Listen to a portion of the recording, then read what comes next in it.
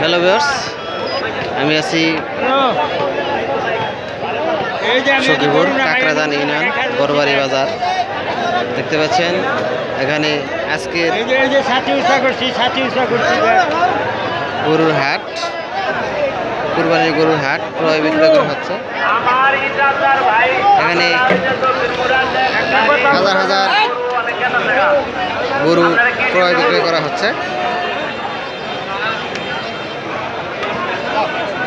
পুরো ফিট বড় মানুষ এখানে।